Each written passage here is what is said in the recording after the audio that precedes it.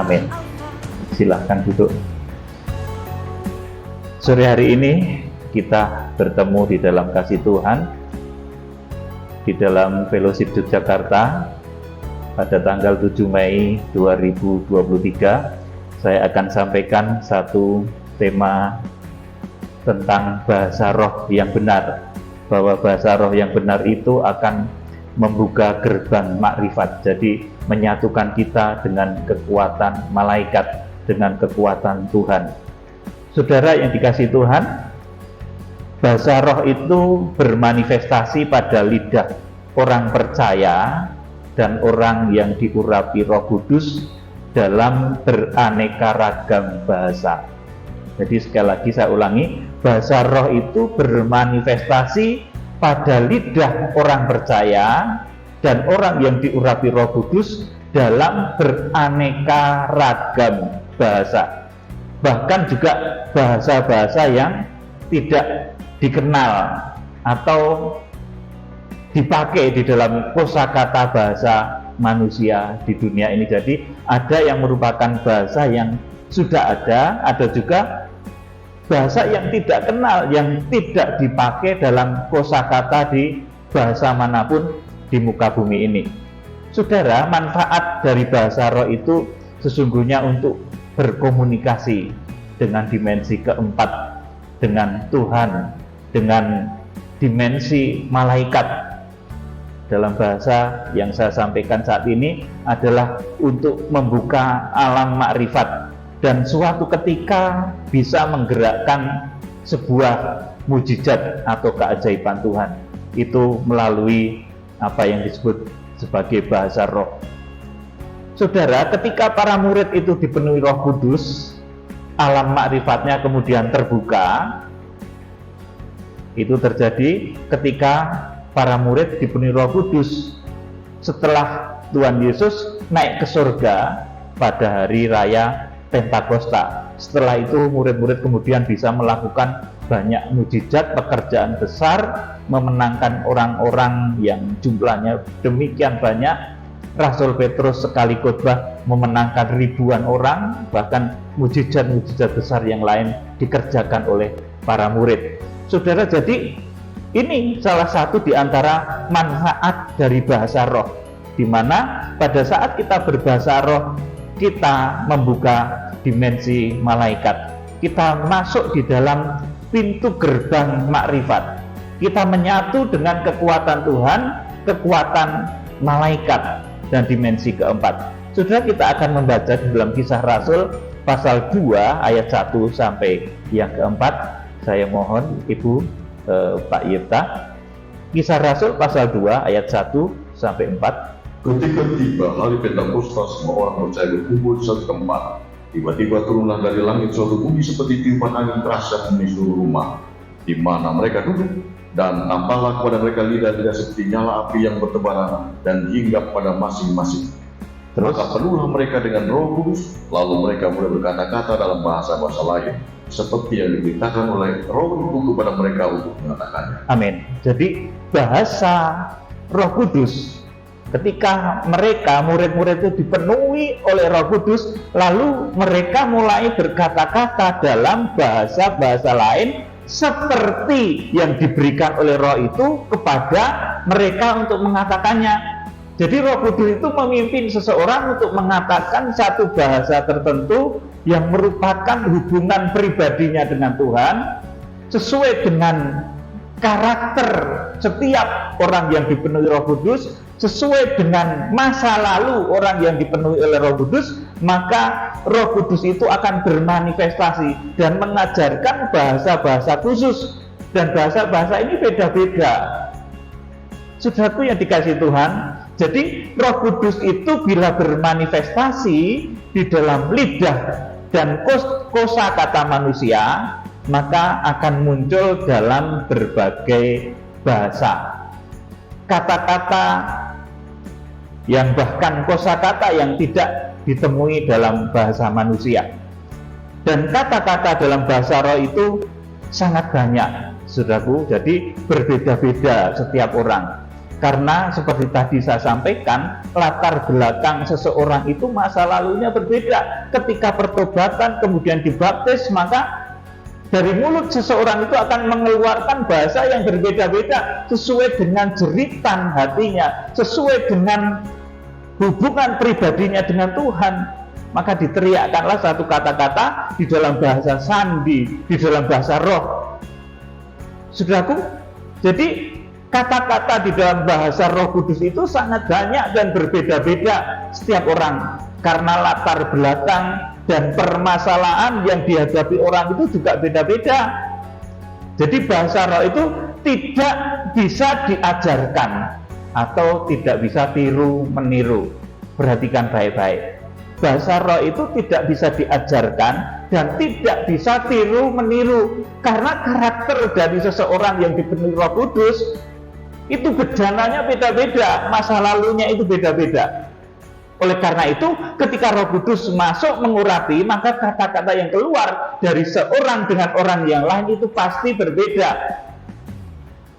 Saudaraku, jadi sekali lagi saya ulangi, jadi bahasa roh itu tidak bisa diajarkan atau tiru meniru. Nah, saudaraku, mungkin pada orang yang pertama menerima bahasa seperti yang banyak kita kenal itu ya, banyak orang melatah itu bahasanya tuh sikara-kara, raba-raba dan lain sebagainya. Seperti itu, saudaraku. Sakukura takura raba-raba, saudaraku. Seperti itu. Itu mungkin pada orang yang pertama menerimanya itu benar, saudaraku.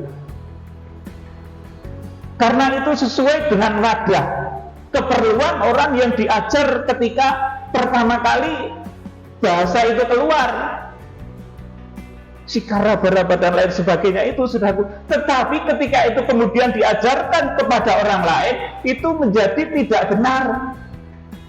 Karena wadah dari seseorang ketika menerima bahasa roh itu, saudaraku, latar belakangnya, masa lalunya itu beda-beda. Kebutuhan dari orang yang sedang berbahasa roh itu juga berbeda. Oleh karena itu, bahasa roh itu, saudaraku, seperti yang tenar kita dengar, ya, jadi latah. Siapa-siapa kemudian berbahasa rohnya sama. Sikara baraba, saudaraku. Saya itu kadang ya, saudaraku, agak prihatin. Padahal bahasa roh itu banyak sekali kosakatanya, tidak hanya seperti itu. Tidak hanya sikara baraba, sakukurata, baraba, saudaraku, tidak seperti itu saja, saudaraku.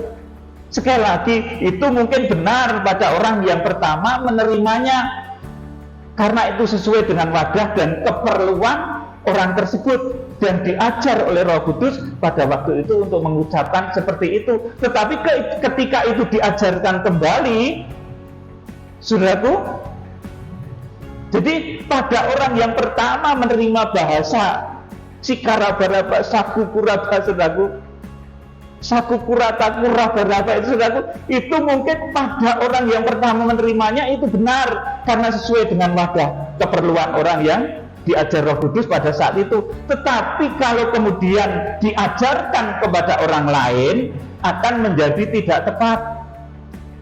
Saudaraku, dulu yang menerima kosakata itu, sikara baraba sakukurata itu, saudaraku, itu dulu mungkin orang yang lagi penderitaan batinnya itu masalah tertentu, misalkan masalah tidak punya uang, bukai, akhirnya sakukura baraba, saudaraku.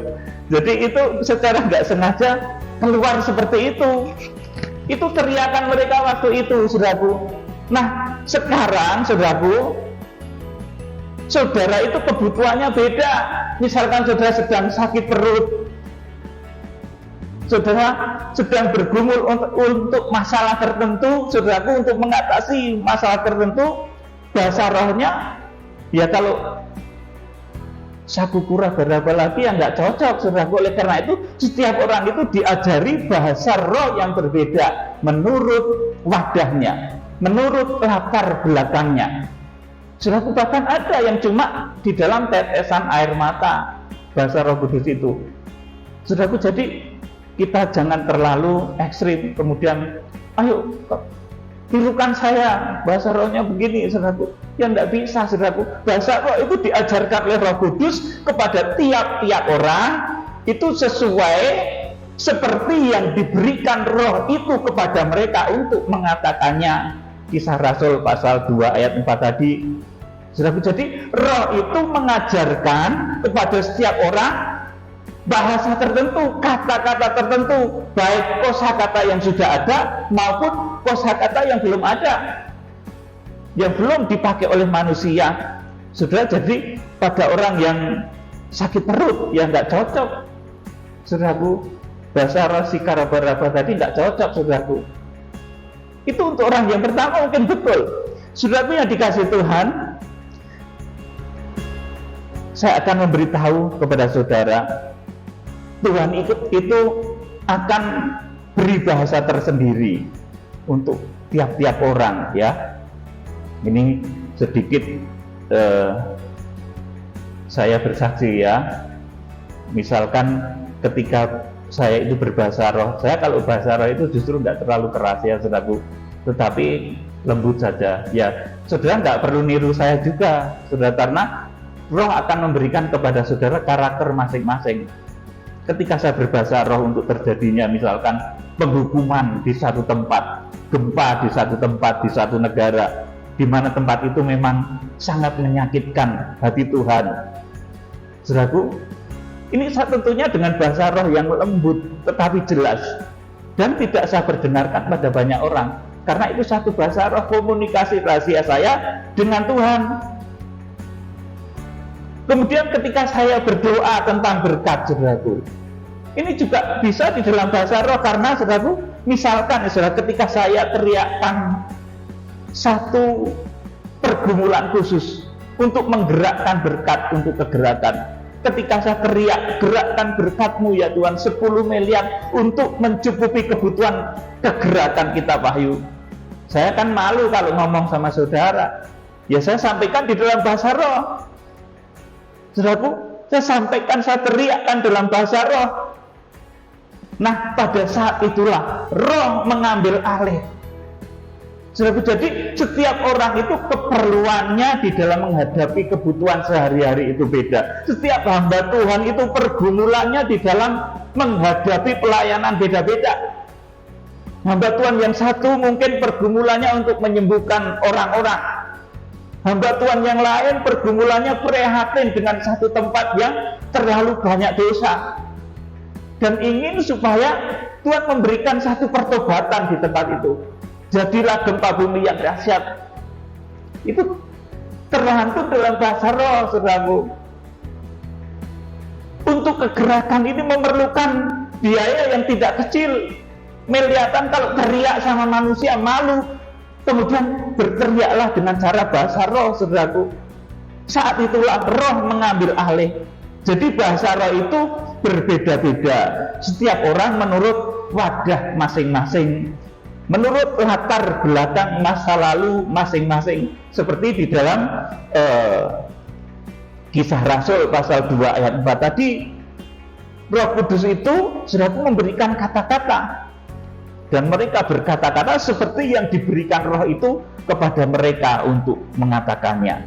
Saudara yang dikasihi Tuhan Yesus Kristus, jadi bahasa roh itu memang beda-beda. Setiap orang menurut wadah masing-masing, menurut latar belakang masa lalu masing-masing. Saudaraku, jadi bahasa roh yang merupakan pembuka alam makrifat, di mana dengan bahasa roh itu kita terkoneksi dengan Tuhan, kita terkoneksi dengan alam malaikat, saudaraku, kita bisa melakukan perkara-perkara ajaib. Bahkan nanti puncaknya penghukuman 21 malapetaka itu juga tidak dikatakan dalam bahasa manusia, saudaraku, tetapi itu dikatakan dalam bahasa roh. Ketika 7 meterai, 7 sangkakala, dan 7 bokor murka Allah. Saudara yang dikasihi Tuhan Yesus Kristus, jadi bahasa roh itu merupakan pembuka alam makrifat, dan itu setiap orang beda-beda menurut kasih karunia-Nya. Saya nggak bisa maksa saudara untuk tiru-tiru bahasa roh saya, nggak mau saya, saudaraku. Loh, kalau saya mau gitu, saudaraku, bahasa roh yang diajarkan Tuhan kepada saudara, kepada saya suruh ngapalin saudara, nanti jadi gawat, nanti saya malah seperti dukun. Nggak boleh seperti itu, saudaraku. Bahasa roh itu sesuatu yang khusus, yang ditaruh kepada orang. Kepada saya bahasa rohnya khusus, kepada pendeta lain bahasanya khusus, bukan sikar raba-raba saja, saudaraku. Itu untuk orang yang pertama, benar, saudaraku. Tetapi kalau itu kemudian diajarkan kepada orang lain, belum tentu tepat, saudaraku. Jadi saya ulangi sekali lagi, bahasa roh itu merupakan pembuka alam makrifat. Itu tidak bisa diajarkan, melainkan roh itu sendiri akan mengajar setiap orang yang diberi Roh Kudus untuk mengatakannya. Kita akan membaca tentang bahasa roh ini 1 Korintus 14 ayat 1 sampai 25. Pak Yeta, ini panjang ya. 1 Korintus 14 ayat 1 sampai 25. Kejarlah kasih itu dan usahakanlah dirimu memperoleh karunia roh, terutama karunia untuk bernubuat. Ya, terus siapa yang berkata-kata dengan bahasa roh tidak berkata-kata kepada manusia, tetapi kepada Allah. Sebab tidak ada seorang pun yang mengerti bahasanya, oleh roh yang mengucapkan hal-hal yang rahasia. iya, Oleh siapa yang bernubuat ia berkata-kata kepada manusia, ia membangun, menasihati dan menghibur. terus Siapa yang berkata-kata dengan bahasa roh, ia membangun dirinya sendiri. Tetapi siapa yang bernubuat, ia membangun jemaat. terus Aku suka supaya kamu semua berkata-kata dengan bahasa roh, tetapi lebih daripada itu, supaya kamu bernubuat, sebab orang yang bernubuat lebih berharga daripada orang-orang yang berkata-kata dengan bahasa roh, kecuali kalau orang itu juga menafsirkannya. sampai di sini dulu. Jadi ada karunia untuk berbahasa roh, tetapi ada juga karunia orang yang bisa menafsirkan, mengartikan bahasa roh. Nah, jadi bahasa roh itu ada artinya. Oleh karena itu kalau dilafalkan ya harus jelas, supaya bisa didengar orang dan bisa diterjemahkan. Jadi bahasa roh itu harus jelas, saudaraku, supaya bisa didengar, bisa diterjemahkan. Terus dilanjutkan, Sehingga semua dapat dibangun. Jadi saudara-saudara, jika aku datang kepadamu dan berkata-kata dengan bahasa roh, apakah gunanya itu bagimu? Jika aku tidak menyampaikan kepadamu pernyataan Allah atau pengetahuan atau nubuat atau pengajaran, terus sama halnya dengan alat-alat yang tidak berjiwa tetapi yang berbunyi seperti seruling dan kecapi, bagaimanakah orang dapat mengetahui lagu apakah yang dimainkan seruling atau kecapi? Kalau keduanya tidak mengeluarkan bunyi yang berbeda, Terus? atau jika nafirik tidak mengeluarkan bunyi yang terang, siapakah yang menyiapkan diri untuk berperang? sini dulu, sampai di sini dulu. Jadi bahasa roh itu harus tegas, seperti alat-alat yang tidak berjiwa tetapi yang berbunyi seperti seruling dan kecapi. Bagaimanakah orang dapat mengetahui lagu apakah yang dimainkan seruling atau kecapi kalau keduanya tidak mengeluarkan bunyi yang berbeda? Kalau bunyinya sikar raba-raba semua, saudaraku, ya itu saya yakin itu. Kalau orang yang pertama mungkin benar, saudaraku, tapi untuk orang yang selanjutnya yang diajari seperti itu, saya yakin itu tidak tepat. Bukan salah, tapi tidak tepat, saudaraku. Karena dia sakit perut tapi berdoanya nggak punya duit. Itu keliru, saudaraku. Ini adalah hikmat dan makrifat yang dalam yang harus saudara ketahui. Jadi bahasa roh itu pun harus jelas. Ini suara seruling atau ini suara kecapi. Ini bahasa roh orang yang sedang nggak punya duit. Itu sakuku rata tadi sambil lulus dompet. Sakuku rata itu saudara itu dulu riwayatnya begitu, saudara, orang yang perjuangannya tuh sampai menangis di hadapan Tuhan. Akhirnya saudaraku keluarnya seperti itu. Sakuku rata. Luar biasa. Itu benar untuk orang yang pertama. Kurang-raba, masa lalunya suka meraba-raba. Sudah dikasih dan maaf ya. Ini karena memang pertobatan itu seperti itu. Saudaraku, jadi bahasa roh itu, saudaraku, ini suara seruling atau kecapi. Ini bahasa roh ini orang yang sedang nggak punya duit, atau bahasa roh dari orang yang sedang kena sakit penyakit, atau bahasa roh dari orang yang bergumul akan sesuatu. Itu beda untuk orang-orang yang ngerti menerjemahkan bahasa roh. Jadi kalau di sini dikatakan sama halnya dengan alat-alat yang tidak berjiwa tetapi yang berbunyi seperti seruling dan kecapi. Bagaimanakah orang dapat mengetahui apakah yang dimainkan itu seruling atau kecapi kalau keduanya tidak mengeluarkan bunyi yang berbeda? Nah, serulingnya bunyinya sikar raba-raba, kecapinya juga sikar raba-raba. Ya, bedanya di mana? Sudah harus jelas, saudaraku. Untuk orang yang pertama, pergumulan orang yang tidak punya duit tadi, sedang menderita, punya pergumulan untuk bayar utang, mungkin satu rata itu benar, tapi untuk orang lain belum tentu betul, saudaraku.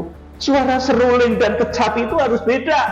Pergumulan orang yang sedang tidak punya uang dengan orang yang ingin sakit dari penyakitnya itu, saudara, itu bahasa rohnya beda. Diteruskan. Demikian juga kamu yang berkata-kata dengan bahasa roh. Jika kamu tidak mempergunakan kata-kata yang jelas, bagaimana orang dapat mengerti apa yang kamu katakan? Kata-katamu sia-sia saja kamu ucapkan di udara. Amin. Jadi di sini, demikianlah juga kamu yang berkata-kata dengan bahasa roh. Jika kamu tidak mempergunakan kata-kata yang jelas, bagaimanakah orang dapat mengerti apa yang kamu katakan? Kata-katamu sia-sia saja kamu ucapkan di udara. Terus ada banyak, entah berapa banyak macam-macam bahasa di dunia. Sekalipun demikian, tidak ada satu pun di antaranya yang mempunyai bunyi yang tidak berarti. Terus, dan jika aku tidak mengerti arti bahasa itu, aku menjadi orang asing bagi dia yang mempergunakannya dan dia orang asing bagiku. Demikian pula dengan kamu memang berusaha untuk meraih karunia roh, tetapi lebih daripada itu hendaklah kamu berusaha mempergunakannya untuk membangun jemaat. Terus, karena itu siapa yang berkata-kata dengan bahasa roh, dia harus berdoa supaya kepadanya diberikan juga kamu yang untuk menafsirkannya. Ya, ini penting. Jadi orang-orang yang berbahasa roh, dikarunia bahasa roh, bahasa lidah glosolalia, entah itu saudara dalam bahasa apa saja, ya, ada yang seperti dalam bahasa Sanskerta, bahasa Jawa kuno, bahasa Inggris, Perancis, bahkan bahasa di Afrika yang saudara belum kenal, maka dia juga harus, saudara, memohon kalau bisa supaya diberikan karunia untuk bisa mengartikannya. Ini bukan menafsirkannya, bahasa roh itu ada artinya, bukan ditafsir, ya, saudaraku. Selanjutnya ayat 14. Sebab jika aku berdoa dengan bahasa roh, maka roh pula yang berdoa, tetapi akal budiku tidak perlu berdoa. Terus, apakah yang harus kuberdoa? Aku akan berdoa kepada rohku, tetapi aku akan berdoa juga dengan akal budiku. Aku akan menyanyi dan memuji dengan rohku, tetapi aku akan menyanyi dan memuji juga dengan akal budiku. Sebab jika engkau mengucap syukur dengan rohmu saja, bagaimana orang bisa hadir sebagai pendengar dapat mengatakan amin atas pengucapan syukurmu? Bukankah ia tidak tahu apa yang kau katakan? Terus, sebab sekalipun pengucapan syukurmu itu sangat baik, tetapi orang lain tidak dibangun olehnya. Aku mengucap syukur kepada Allah bahwa aku berkata-kata dengan bahasa roh lebih daripada kamu semua. Tetapi dalam pertemuan jemaat, aku lebih suka mengucapkan 5 kata yang dapat dimengerti untuk mengajar orang lain juga daripada beribu-ribu kata dengan bahasa roh. Amin. Di sini dulu. Rasul Paulus sampai ngomong, saudaraku, di sini aku mengucap syukur kepada Allah bahwa aku berkata-kata dengan bahasa roh lebih daripada kamu semua. Bahasa rohku itu banyak banget. Andai kata aku mau mengeluarkan dengan ucapan mulut ini, tetapi dalam pertemuan jemaat aku lebih suka mengucapkan 5 kata yang dapat dimengerti untuk mengajar orang lain daripada beribu-ribu kata dengan bahasa roh. Saudaraku, ketika kita ketemu dengan orang, maka roh nubuat, roh hikmat untuk menyampaikan sesuatu itu sangat utama. Kalau ada orang yang berbahasa roh, jangan berbahasa roh semua, justru harus ada yang menerjemahkan. Itu artinya apa? Saudaraku yang dikasih Tuhan. Terus dilanjutkan, saudara-saudara, janganlah sama seperti anak-anak dalam pemikiranmu. Jadilah anak-anak dalam kejahatan, tetapi orang dewasa dalam pemikiranmu. Terus, dalam hukum Taurat ada tertulis, oleh orang-orang yang mempunyai bahasa lain dan oleh mulut orang-orang asing aku akan berbicara kepada bangsa ini. Namun demikian mereka tidak akan mendengarkanku firman Tuhan. Karena itu karena bahasa roh adalah tanda, bukan untuk orang yang beriman, tetapi untuk orang yang tidak beriman. Sedangkan karunia untuk berbuat adalah tanda, bukan untuk orang yang tidak beriman, tapi untuk orang beriman. Lanjut, ya. Kalau seluruh jemaat berkumpul bersama-sama dan tiap-tiap orang berkata-kata dengan bahasa roh, lalu masuklah orang-orang luar atau orang-orang yang tidak beriman, tidakkah akan mereka katakan bahwa kamu gila? Terus, kalau semua berkumpul, lalu masuk orang tidak beriman atau orang yang baru, ia akan diyakinkan oleh semua yang diselidiki oleh semua. Segala rahasia yang dikandung di dalam hatinya akan menjadi nyata, sehingga ia akan sujud menerima Allah dan mengaku, sungguh Allah ada di tengah-tengah. Amin. Inilah tentang bahasa roh, saudara. Jadi yang penting saudara ketahui, bahasa roh itu dikaruniakan kepada setiap orang berbeda-beda. ada yang seperti bunyi seruling, ada yang seperti bunyi kecapi. Artinya, saudaraku, artinya itu beda-beda setiap orang itu. Dan bunyinya pun beda-beda. Jadi bukan sikara baraba saja, saudaraku, banyak bahasa roh itu, saudaraku. Jadi belajarlah aneka ragam bahasa roh. Jadi kalau bahasa roh itu nanti nggak malu-maluin gitu loh, saudaraku. Kayak anak kecil di bahasa roh itu, padahal lokeh banget, wong 5.000 bahasa roh sikara baraba semua. Saudara kan malu, saudaraku. Ini zaman akhir, saudaraku, di mana roh Tuhan, roh hikmat, roh makrifat itu dicurahkan. Ya, saudaraku, saya beritahu saudara, setiap event-event tertentu itu Tuhan memberikan bahasa roh yang berbeda. Ya, saudaraku, bahasa roh untuk meluncurkan meterai-meterai, untuk pembukaan meterai-meterai. Ketika hamba-hamba Tuhan itu melaksanakan penghukuman 7 meterai, itu beda dengan ketika hamba-hamba Tuhan nanti dipakai oleh Tuhan untuk melakukan penghukuman 7 sangkakala. Dan bahasa rohnya beda lagi dengan bunyi bahasa roh untuk mencurahkan 7 cawan. Jadi Wahyu pasal 6 ketika meterai-meterai itu dibuka, itu bukan dalam bahasa manusia, saudaraku, tetapi dalam bahasa roh. Dan bahasa rohnya itu beda.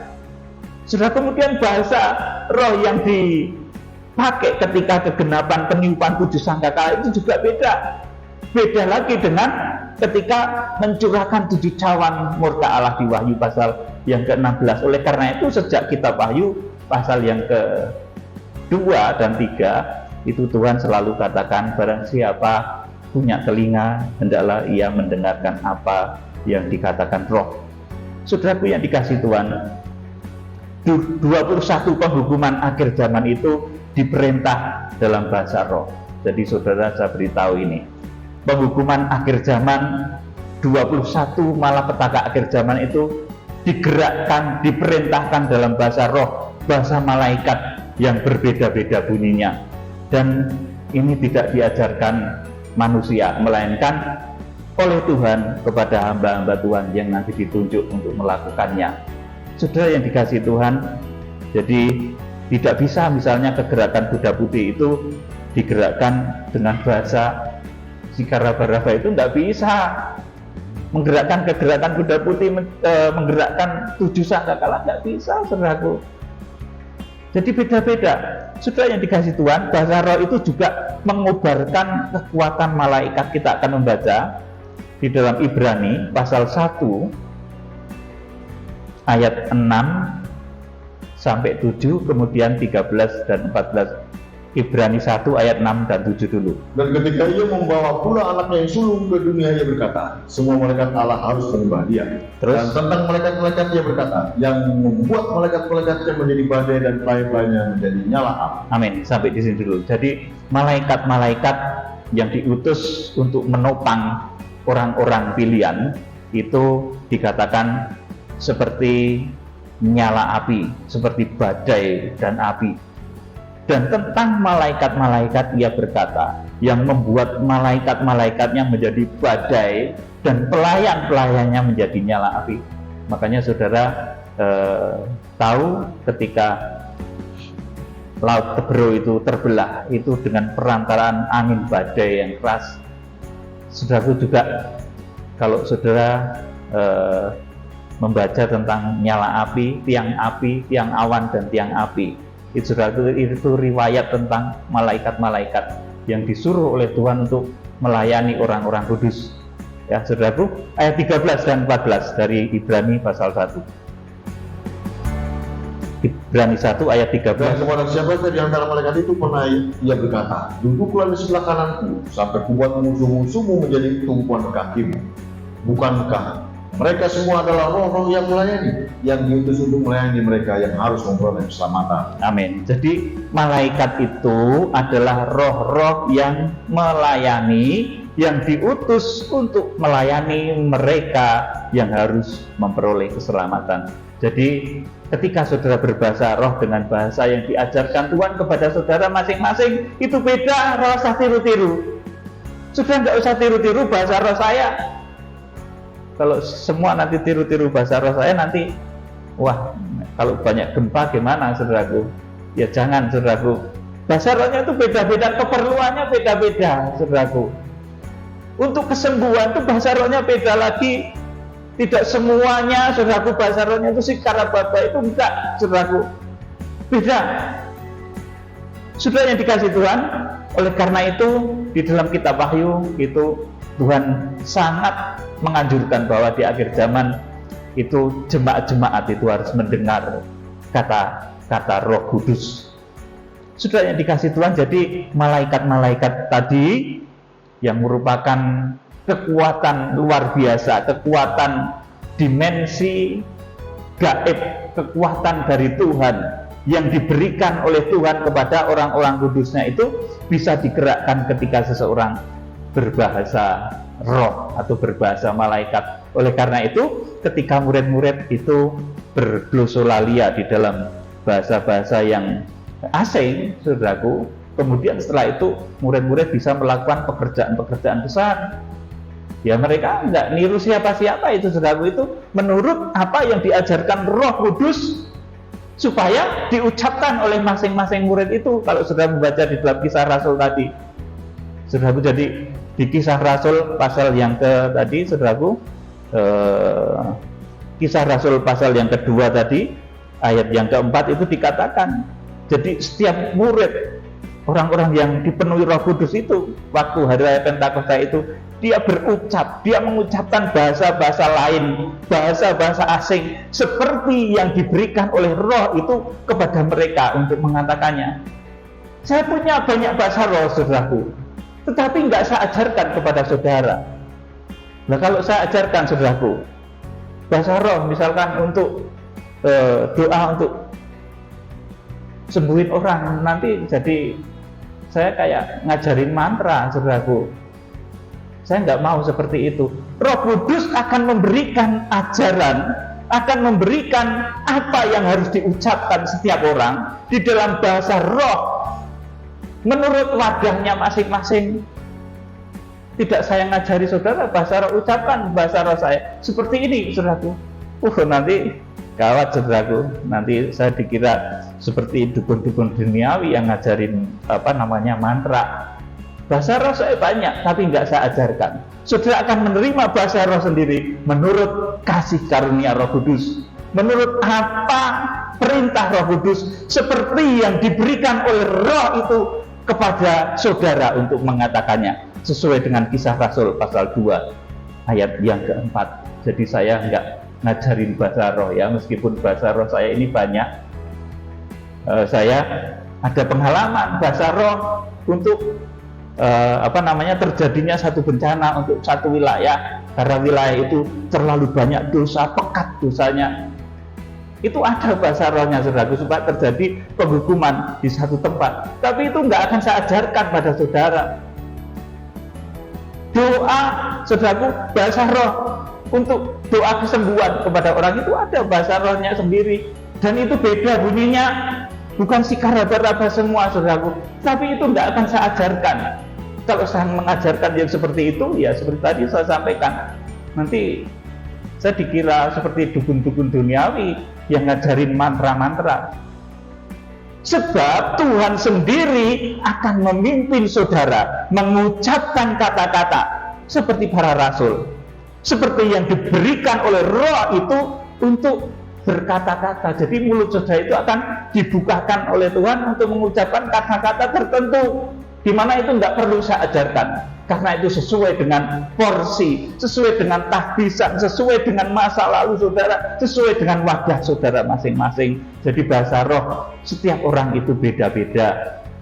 Oleh karena itu bahasa roh itu nggak bisa diajarkan, tetapi saudara harus dengar-dengaran dengan suara Roh Kudus. Dan bahasa roh itu sekali lagi bisa diartikan. Oleh karena itu kalau berbahasa roh, ya berbahasa roh lah yang jelas, supaya orang yang memiliki karunia mengartikan bahasa roh itu paham, oh ini bahasa roh dari orang yang sedang sakit jantung, dari orang yang sedang sakit ginjal, dari orang yang sedang kena masalah berat, dari orang yang sedang utangnya banyak. Itu beda-beda. Suara seruling dan kecapi itu beda. Orang yang peka akan tahu, saudaraku. Ayat yang terakhir, Kita akan baca kitab Wahyu pasal 2 ayat yang ke-7. Wahyu pasal 2 ayat yang ke-7. Siapa bertelinga, hendaklah ia mendengarkan apa yang dikatakan Roh kepada jemaat-jemaat. Barang siapa menang, dia akan diberi makan dari pohon kehidupan yang ada di Taman Firdaus Allah. Amin. Saudaraku, jadi inilah perintah Tuhan di dalam kitab Wahyu, supaya kita benar-benaran kepada suara Roh. Hendaklah ia mendengarkan apa yang dikatakan Roh kepada jemaat-jemaat.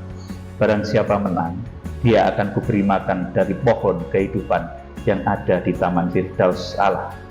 Tentang bahasa roh kiranya saudara menjadi jelas, ya.